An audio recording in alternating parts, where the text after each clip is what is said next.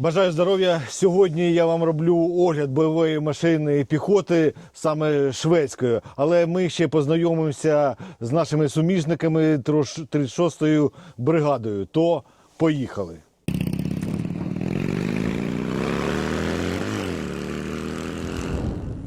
Ну і зі мною сьогодні позивний «Барсук». Це Бажаю здоров'я. ротний в 36-й бригаді. Ну, по-перше, скажи, чому «Барсук»? Все гораздо проще, тому що фамілія Барсук. Да? Так, ну я сказав, що ви наші суміжники. Я знаю, що ви саме міняли позиції 93-ї бригади. Да. Це В районі Константинівки. Біля направлення Олександра Шультине, Біла Гора, Ступочки, Предтечене. Отам, так. Це Да. два. Добре. Зараз ви там же знаходитесь чи трошки поміняли позиції? Зараз в основному знаходимося в Предтечене, Олександра та Шультине. І на підступах до Константинівки. Розкажи, я знаю, що 36-та бригада повоювала так у минулому році. І в минулому, і починаючи з 22-го Де року. тільки не була, ну розкажи, до того, як ви вже тут. До того, як ми тут, ну особисто я прийшов у 22-му році в кінці, це 36-та бригада вже була на Угледарі, а до цього Маріуполь, всі знають за подвиг 36-ї бригади, Азовсталь, Ілліча. Потім формувалося визволення Херсону, 36-та бригада приймала участь, я вже прийшов, це був Угледар, Авдіївський напрямок, Водяне, Опитне. Потім звідти ми Кринки, операція контрнаступ, це район Запоріжжя, Приютне, Левадне, Старомайорськ, потім Кринки, також така славетна операція. З Кринок ми відійшли, буквально відновилися, може, неділю-дві, поїхали в Вовчанськ, коли був прорив Вовчанська, там гарно виконали свої завдання. І побачило командування вище, що 36-та бригада щось може, і ми почали виконувати операцію в Курській області Російської Федерації.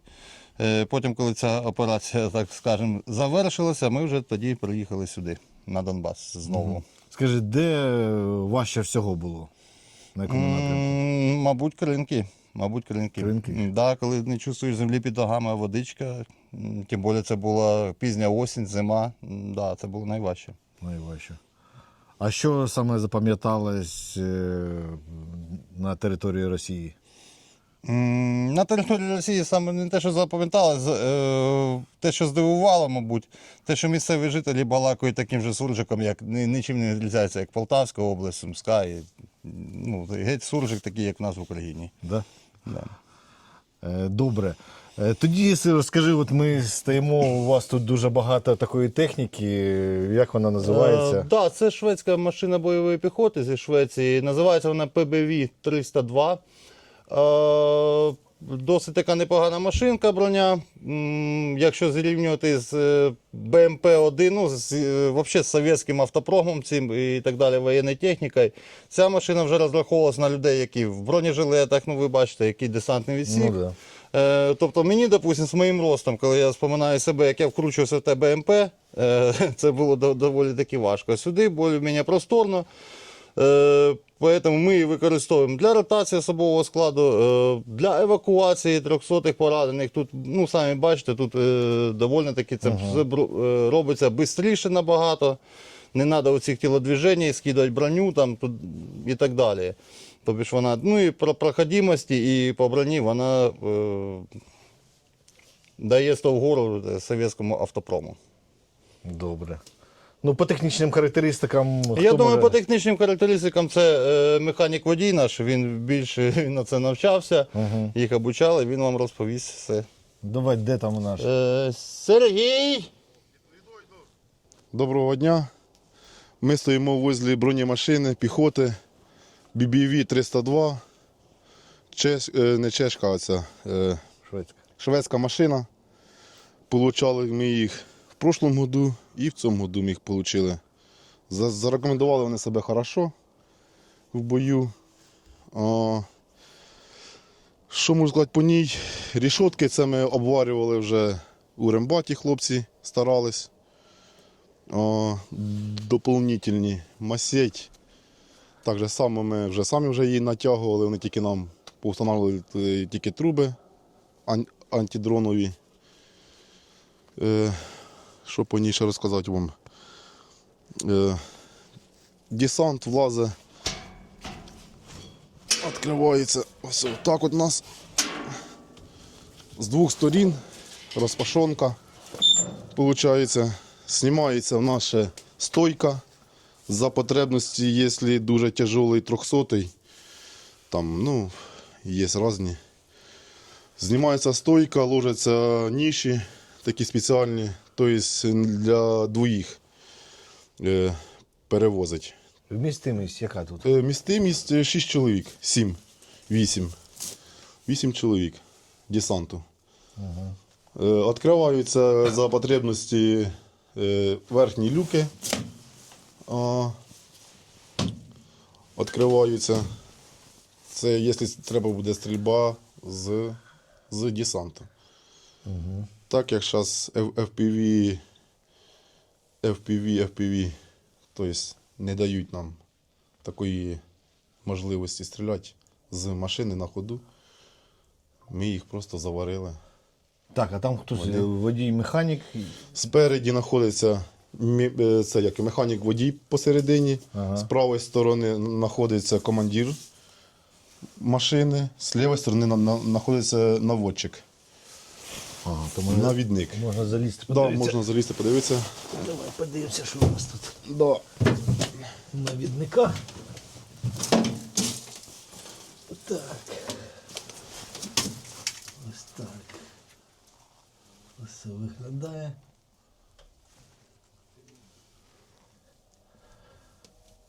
Так, навідник, а чим він стріляє? Тут стоїть крупнокаліберний пулемет на 30 патронів. Магазин такий, як у калаша. І производиться стрільба. Так. Тобто на місці тільки стріляє вона. В русі в неї немає стабілізатора, вона безполезна. Так, а тут хто сидить? Тут сидить у нас командир. Зараз ми просто прийняли, щоб А було... тут нема сидіння. Сидіння ось ж лежить. А, зняли, так? Да? Да, зняли сидіння. Завдання командира яке? Давати точні казівки механіку-водителю і навіднику. Точні казівки. Так, тут водія не видно, ми зараз обійдемо, наверное, заліземо наверх і подивимося. Да, ми залідали, і там буде видніше буде і наводчика. Все, пішли тоді. На позиції тут дохера бронегрупа і плюс саду там обслужує. Ага. Так. Ми обійдемо. Усе замасковано. Ми нічого не показуємо, то не сильно буде видно, тому що горизонт буде видно, де все знаходиться. А так от бачите, як виглядає саме кулемет оцей. От так. Що по зовнішньому виду, де що знаходиться тут? У нас знаходяться спереді торсіони. Вона все відкривається. Потрапить в машину, нам зробили дверки спеціально. Тут у нас знаходиться під цими люками роздатка, торсіони. Ну, зараз не відкриємо, вони тут ось примерзли. Та й не треба, показую, як залазити наверх. Все, залазимо, все просто, зробили нам ступеньку, приварили хлопці. Оба. Оба. Оба. Як і вся броня, Все, треба бути акуратним, повністю слизьке, лізу до тебе тоді. все замерзло. Давай, відкривай тоді. Це все у нас знаходиться люк. Люк цього механіка-водителя. Відкривається він двома такими защолками, прижимається, відчиняється. Є такий фіксатор у нас, держить. На деяких машинах він вже не держить, приходять такі вже вони в такому печальному вигляді. А ну, стой. Попробую туди залізти, бля. А як він їде і голова торчить? Да.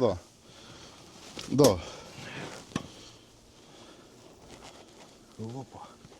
У М-ки трохи проще, там в них тримплекса більше. Блін. Тримплекса більше. Не знаю як. Так, ну хочу вам сказати. Оце таке їде? Реально? Да. Отут, що у нас? Речаги? Два рычага, да? Да. Це вліво-вправо, да? Да, ліво-право. Ліво-право, тут ще. О, Боже. Можна опуститися ще нижче.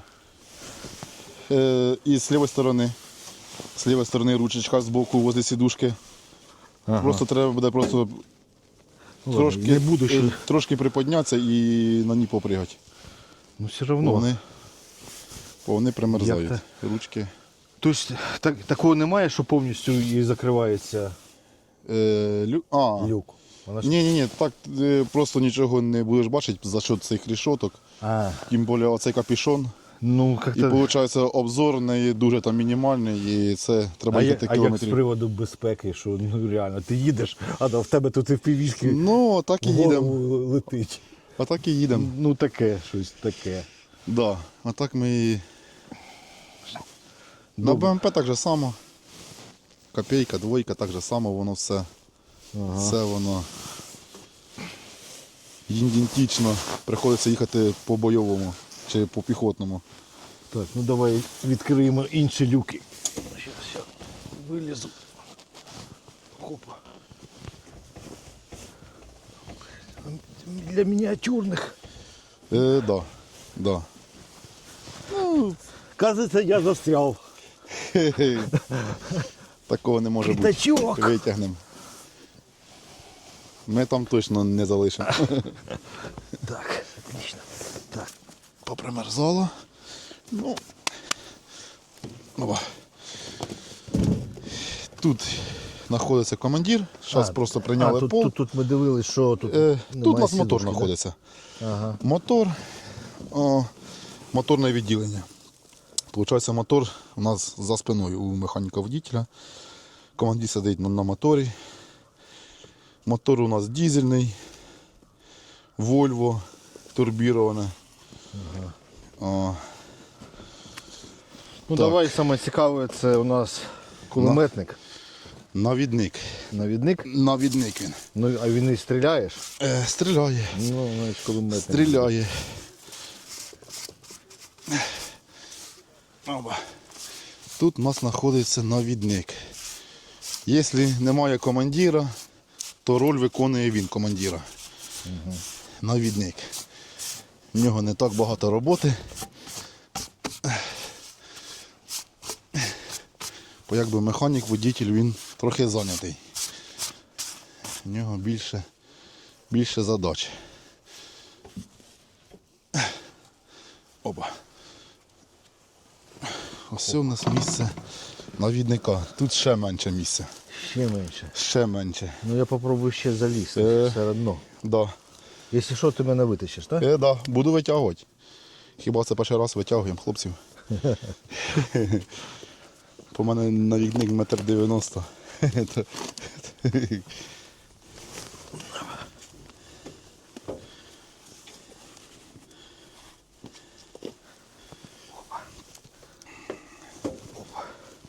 Отак? Як вийде? Іч. Іч. Ти що? Оце місце навідника. Місце навідника. Ну тут, звісно, не Майбах. Ні, Не Майбах. спартанські условия. Покажу, що у нас тут триплекси. Оце сюди дивитися треба. Да. Під час цієї стрільби там сітка. Ага. Включати не будемо по свіжі акумулятори у нас. Так, отак. А, оце. Да, треба прижимати. Ну, вона теж щось підмерзла. Да. Ну, а що нажимати, щоб стріляло? Кнопки ось це ліво, право, по-моєму, автомат і очереді. Ось кнопка. Де? Ось так називаємо чебурашка. Ні, ось під рукою. Туди телефон. Отут? Ні. Отут? Оце. А, оце джойстик, так? Да. Угу. Тут ще ставиться ще така консоль, що можна стріляти по воздушних целях. Та блін, тут, звісно, ми особ. Ні, ну хочу сказати, ну тут в броні от нереально. Да, От як для мене, якби я був в броні, важко дуже. я б сюди от не вліз, де ось коліщатку, це де воно наводиться, оце, воно впритик було б.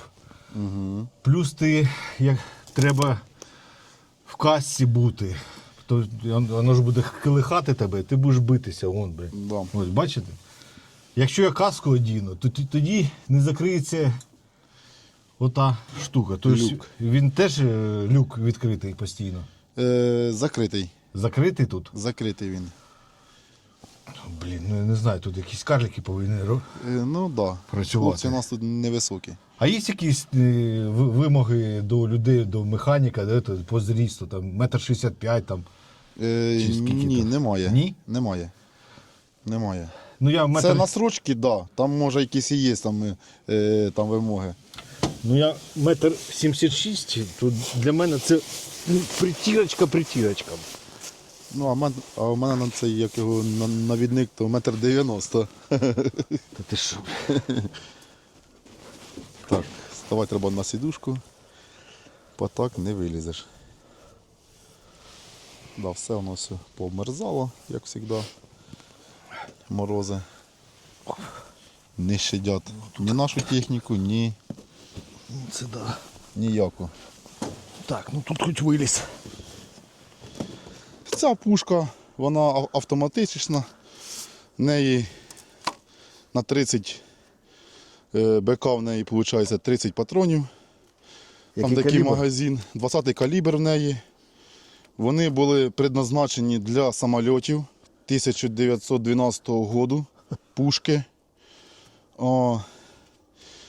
Пушки 12 року, вони були предназначені для самольотів. Тобто самоліти такі вже ушли вже у прошлий вік. Тобто в них були на складах, їх було багато. Ну, вони вирішили переробити її під магазин, бо там були лентами.